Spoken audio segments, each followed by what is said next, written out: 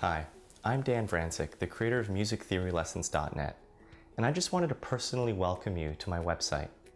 I started MusicTheoryLessons.net because I absolutely love music, and one of the reasons I do is because I understand music theory.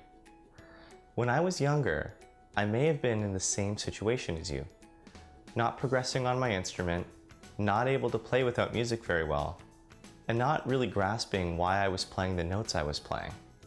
I would always ask myself, what makes notes and the chords I play sound nice? Or how do I make less mistakes in my playing? There were also many skills I wanted to accomplish, but had no idea about how to learn them. I also wanted to be able to sit down at the piano and just play a piece of music from the chords. I wanted to be able to play music by ear. I wanted to be able to take requests and just have a great time playing the instrument. Well, I ended up learning that lesson and it took a long time. The main reason it took so long is that I didn't know the questions to ask necessarily, and I didn't know how to get to where I wanted to be. I would ask, what's enough music theory to just be a great player? Or do I really need to know that? Well, I wasn't going to let other people go through all that wasted time too, trying to find the answers like I did. That's why I want to help you get started on some of the basics on this free 3-part video course. We're going to cover note naming, rhythms, and ledger lines. It's really important for me to know that I'm helping you. So if you're learning and things are clicking, you're going to learn a lot from this website, I promise. Let's get started. Today, we're going to be learning all about the staff.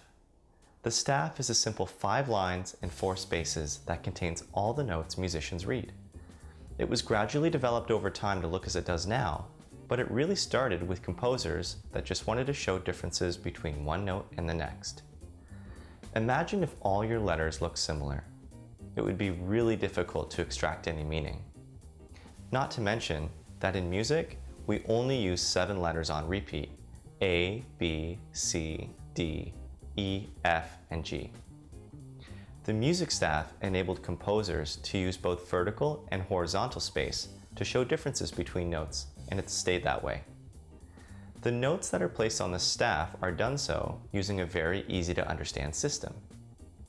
Piano music uses a grand staff, which means you have 2 staves, one for each hand. At the beginning of each staff, you'll see a symbol called the clef. The clef refers to a certain spectrum of notes that you're going to hear. Piano music has a treble clef and it also has a bass clef. The treble clef will dictate notes that you play in your right hand, generally higher pitches, and the bass clef will dictate notes that you play in your left hand, which are generally lower pitches. So let's look at the treble clef. Like all the clefs, it contains notes found on lines and spaces. If we look at just the lined notes, we will see E, G, B, D, and F. In music, we try to remember this with the phrase, "Every good boy deserves fudge." Now, if you're looking for a specific note on the line, you will just jump up the phrase with a corresponding line until you find the note. So let's try a few. Okay, this one is on the 5th line, so we will count up like this. Every good boy deserves fudge. Since we landed on fudge, the note is F. Okay, let's do another. This one is on the 3rd line, so let's count. Every good boy. The note is B. Okay, let's do one more. This one is on the 4th line, so every good boy deserves. This note is D. Are you getting this? I hope so. The spaces in the treble clef, starting in the first space, spell F, A, C, E. Yes, it spells face, which is how we remember the spaces. So let's try naming a few space notes. Okay, this note is in the 4th space, so we're going to count up like this. F, A, C, E. The note is E. Let's do another question. This note is in the 1st space, so it's just the first letter, F. Okay, one more. This note is in the 2nd space, so we'll count F, A. This note is A. In only the last minute or two, you've learned how to name the notes in the treble clef, so congratulations. And just a fun fact, the treble clef is known as the G clef because you draw it starting on the second line, which is G. Okay, if you're ready to move on to the bass clef, here we go. The bass clef has line notes G, B, D, F, and A.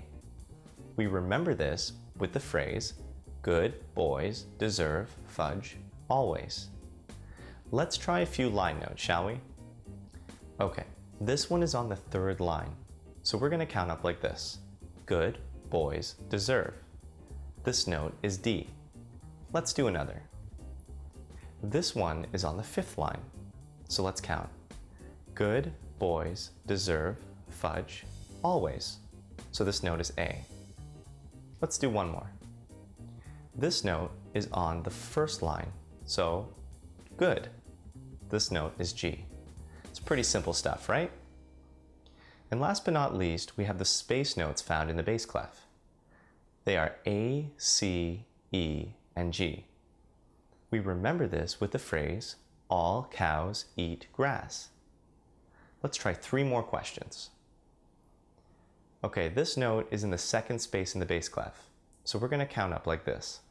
All cows. So this note is C. Let's do another. This one is on the fourth space, so let's count up. All cows eat grass. So this note is G. All right, one more. This note is in the third space, so we'll count all cows eat. So this note is E. And that's all there is to reading your notes in the treble clef and in the bass clef on the staff. To enrich your experience, I've included a summarized post that explains this further on the blog. And there's a note naming activity found on the resources page. Thanks for watching video 1, and I'll see you shortly in video 2 where we talk about note values and rhythm.